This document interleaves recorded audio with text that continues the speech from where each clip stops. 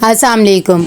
आज हम बात करेंगे शिद्दत के 38 एपिसोड के बारे में। तो वीडियो शुरू करने से पहले हमारे चैनल को सब्सक्राइब कर लीजिए अगर अभी तक आपने नहीं किया, ताकि हमारी हर न्यू वीडियो आप तक पहुंच सके। यहाँ पर सुल्तान आता है और आकर अपनी माँ को ऐसे बैठा देखता है तो कहता है कि अब क्या हो गया, आप यहाँ पर क्यों बैठी हैं। तलत कहती है कि मैं तो असरा से तंग आ गई हूँ, समझ ही नहीं लगता कि इसे क्या हो रहा है, उल्टी उल्टी हरकतें करने लग गई है कि इतनी देर में। सुल्तान कहता है कि मैं तो खुद इससे तंग आया हुआ हूँ, लेकिन क्या कह सकते हैं, वैसे भी इसे तो कुछ कहा ही नहीं जा सकता। तलत कहती है कि तुम थोड़ा प्यार से बात किया करो, लेकिन वो उल्टा उसे ही सुनाकर चला जाता है कि एकदम तलत को मनान का रवैया याद आ जाता है कि वो भी ऐसे ही उसे मारा पीटता था और उस पर शक करता था। दूसरी तरफ यहाँ पर सुल्तान जैसे रूम में जाता है, वो अपने कपड़े देखता है तो वहाँ से शर्ट उठाता है और उठाकर डोर में रख देता है और इतनी देर में असरा को बुलाता है और उसे कहता है कि ये खाली पैंट लेकर आई हो, शर्ट कहाँ पर है। असरा बेचारी घबरा जाती है और कहती है कि मैं शर्ट लेकर आई थी और मैंने यहाँ पर ही रखी थी, लेकिन कहाँ जा सकती है, मुझे अच्छी तरह से याद है कि मैं लेकर आई हूँ। सुल्तान कहता है कि फिर कहीं किसी फ्रिज वगैरह में तो नहीं रख दिया ना। एक तो मुझे तुम्हारी समझ नहीं लगती है कि पता नहीं क्या करती हो और क्या सोचती रहती है, मैं खुद ही ले लूँगा कि इतनी देर में। असरा भी दिल ही दिल में सोचती है कि शायद सुल्तान ठीक ही कहता है, मैं पागल हो गई, मुझे इलाज की ज़रूरत है। साथ ही उसे सुल्तान का बिहेवियर याद आता है कि किस तरह वो उससे बातें सुनाता रहता है, जिसकी वजह से बेचारी घबराई रहती है।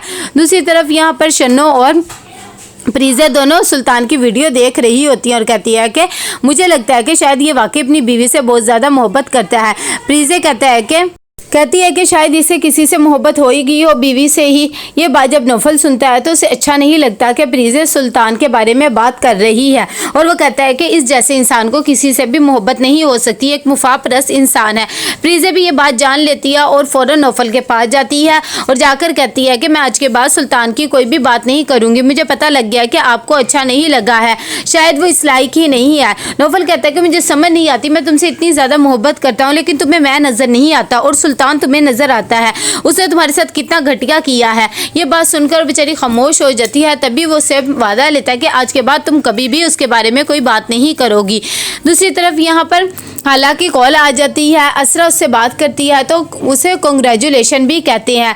हाला कहती है कि हाँ बहुत बहुत शुक्रिया और साथ ही कहती है कि इसमें जितना मेरा हाथ था उतना ही अहमद का भी है, अल्लाह आप लोगों को भी औलाद देगा। सुल्तान कहता है कि अभी तो मैं औलाद अफोर्ड कर ही नहीं सकता, वैसे भी हर चीज़ रख कर तो भूल जाती है, इसका पागलपन का तो बहुत ज़्यादा ही मयार होता जा रहा है। जब ये असरा बातें सुनती है तो बेचारी खामोशी से वहाँ से उठ के चली जाती है। हाला कहती है कि ऐसी नहीं है और वैसे भी हम बहुत अच्छे से जानते हैं कि आप कैसे हैं। अच्छा ठीक है भाई, मैं आपसे बाद में बात करूँगा।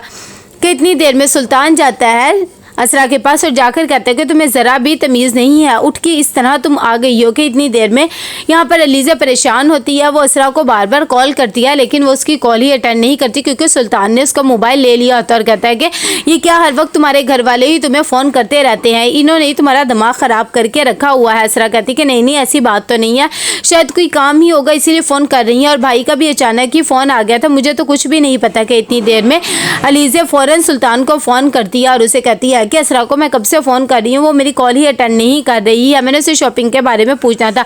सुल्तान कहता है कि हाँ वो अपनी एक दोस्त से बात कर रही है, आप मुझे बता दें आपने कोई पैगाम देना है तो। अलीज़ा कहती है कि कुछ ख़ास नहीं, मैं सोच रही थी कि कल हम शॉपिंग पे चले जाएं, अगर आप कहें तो उसे भी ले जाओ और मैं चाहती हूँ कि 2-3 दिन वो अब हमारे साथ ही रहे। सुल्तान कहता है कि हाँ आप उसे अपने साथ ही रखें, शायद इसी वजह से उसका डिप्रेशन भी दूर हो जाएगा। पता नहीं क्या सोचती रहती है। कितनी देर में फ़ोन बंद होता है तो सुल्तान उसे समझाता है कि जा तो रही हो लेकिन अपने घर की बात सिर्फ घर में ही रहे, मैं ना सुनूं कि तुम वहाँ पर कुछ भी बता रही हो। बेचारी खामोश हो जाती है। अगली सुबह जब वो जाती है तो अलीज़ा कहती है कि तुम्हें तो ये सब कुछ बहुत अच्छे से पसंद है ना, तो तुम देख लो तुमने क्या लेना है, वैसे भी ये ड्रेसिंग और ये कलर तुम्हें बहुत अच्छे लगते हैं। असरा बेचारी परेशान सी हो जाती है और कहती है कि हाँ पसंद तो होते हैं, क्योंकि सुल्तान को पसंद नहीं होते तो वो अपने पे बात रख लेती है और कहती है कि अब मुझे ये सब कुछ अच्छा नहीं लगता है। इतनी देर में अलीज़ा कहती है दूसरी शॉप पे जाते हैं कि असरा वहाँ पर अपना मोबाइल भूल के जाती है, वहाँ की जो एम्प्लॉय होते हैं वो उसे मोबाइल देती है। असरा कहती है कि सुल्तान बिल्कुल ठीक ही कहता है, मैं चीज़ें रखकर भूल जाती हूँ, मुझे बिल्कुल भी ख्याल नहीं है, मुझे किसी डॉक्टर की ज़रूरत है।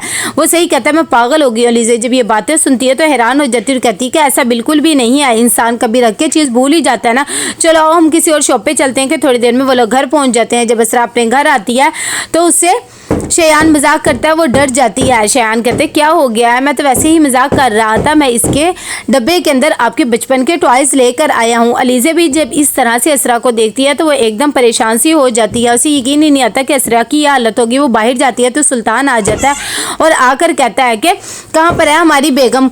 मैं तो सोच रहा था कि उससे मिलता हुआ जाऊँ, घर सुना सुना हो गया होगा। और साथ ही वो उसे कंग्रेचुलेशन भी करता है एनजीओ के हवाले से। असरा कहती है कि हाँ ये बात तो ठीक है। साथ ही अलीज़ा कहती है कि वो अंदर है और आप बताएं कैसे हैं, और मैं भी ये सब कुछ आपकी बातों पे गौर करूँगा। कि इतनी देर में सुल्तान अंदर जाता है, वो सबसे मिलता है और कहता है कि भाई असरा तुम तो यहाँ पर आ गई, इसलिए मैं तुमसे मिलने ऑफिस से सीधा यहीं आ गया हूँ। कि एकदम उसे फ़ोन आ जाता है ड्राइवर का। वो उसे बताता है कि मैं कब से वेट कर रहा हूँ। खैर सुल्तान उसे तो भेज देता और कहता है कि तुम ड्राइवर को बताया नहीं है कि तुम आ गई हो, वो कब से बेचारा 5 घंटे से तुम्हारा वेट ही कर रहा था। जब असरा ये बात सुनती है तो बेचारी परेशान हो जाती है और कहती है कि हाँ उसे बताना याद ही नहीं रहा, मैं भूल गई होंगी, वरना मैं उसे बता देती कि मैं भाभी के साथ घर आ गई हूँ। ये बात से वो बहुत परेशान हो जाती है। शियान कहता है कि कोई बात नहीं है, ऐसा जिंदगी में होता रहता है और ये इतनी बड़ी बात तो नहीं है, तुम क्यों परेशान हो रही हो।